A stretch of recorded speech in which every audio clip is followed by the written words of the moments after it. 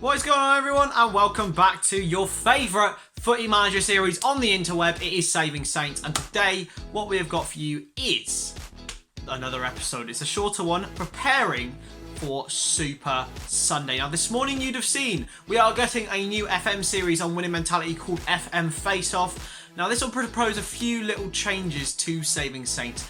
There will be no live games anymore, apart from Super Sundays and specials, which I think are, good. Just because we want to accelerate through the series a little bit more. We love all the skits and stuff, and we'll still try and do quite a few of them.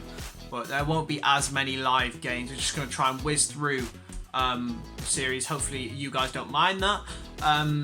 As well, because of FM Face Off, pretty much, because it's going to be a really innovative and new series on this channel, and purely because we want to make it more footy focused anyway. As we've got loads and loads of content coming for you in the retrospective point of view things, and I want to make some more football related content as well as the footy manager and the tier lists and stuff. So yeah, I hope you enjoy this episode of Saving Saints, and yeah, let's get into it. So here we are, our first game away at Spurs, who are second in the league at the time. This is the team we went for. Spurs started off better and were dominating throughout the whole game. Aurier crossed in, headed away, and it was put in the end by Jedson Fernandes. An excellent finish from the Portuguese youngster. We would equalise though, 71 minutes in, Bellingham driving forward, and he drove forward so hard that he put it into the back of the net. A fantastic strike, and that is how it would finish. It was a massive, massive game for us, and we'd end up drawing 1-1. Jude Bellingham would again start in this one, a home game against Brentford. The Bees, who beat us earlier in the season, actually took an early lead. A corner from Sergi Canos found Omrani, and he headed into the back of the net past Dean Henderson.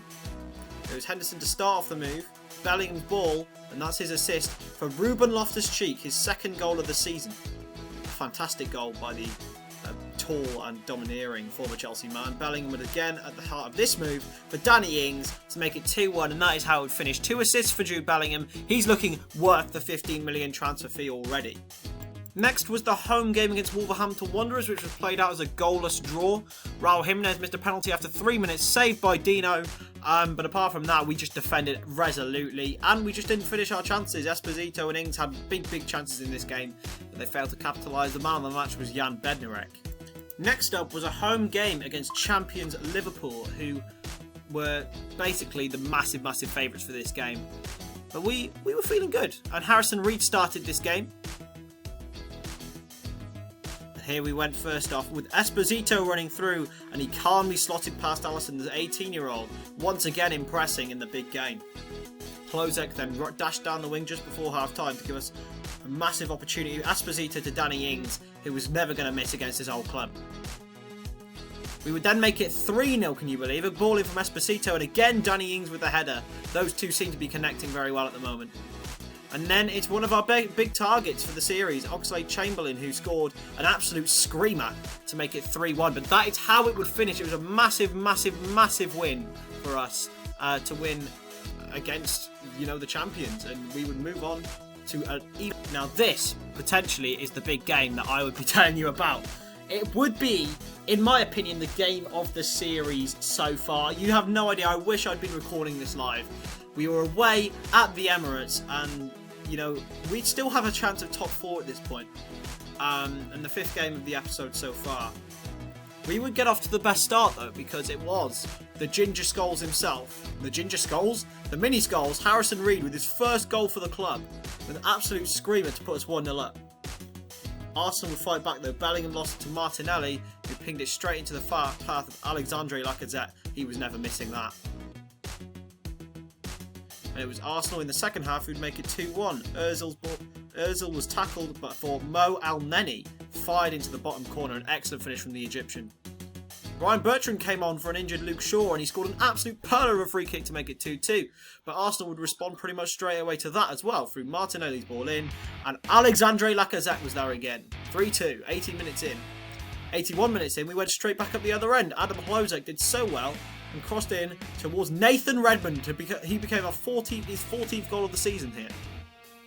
But Arsenal once again would go up the other end to make it 4-3. Aubameyang slotting past Henderson. He couldn't do anything about the goals.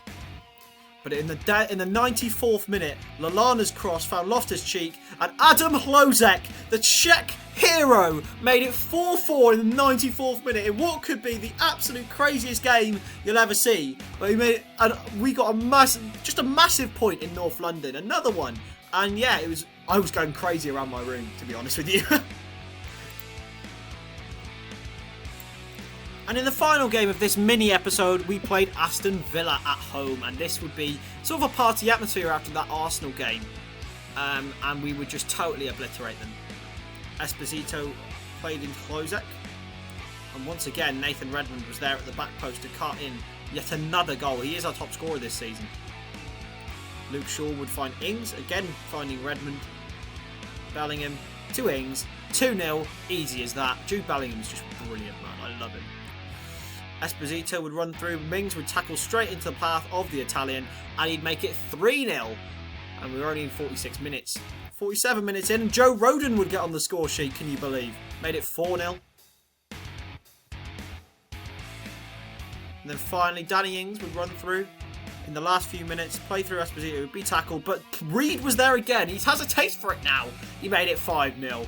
And that is our episode, guys. So there we go. Let me show you where we stand in the Premier League table. So here we are. We sit in 6th place going into our Super Sunday, where we've got Sheffield United, Chelsea and Manchester City to contend with. But if you look at it, Man United and Liverpool are quite a way behind Spurs, but with 3 games in hand. So if United win their 3, they go to 79. If Liverpool win their 3, they go to 77. With Champions League, we can still get it, and that is, I mean, unrealistic target, to say the least, but we can still get it. We have won 16 games, drawn 13, and only lost 5. So we've lost as many games as Liverpool have. All of our games lost have been away from home, so we're unbeaten at home this season. Hopefully that can last until the end of this season.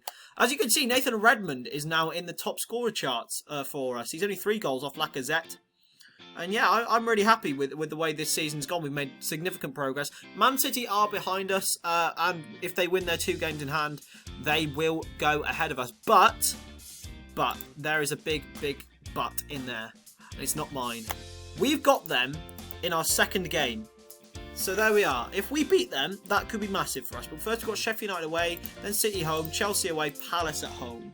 I think if we get 9 points out of that, we should get in Europa League. I hope so anyway.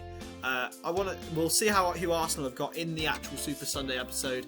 But anyway, thank you very much for watching, guys, and we will see you on the next episode.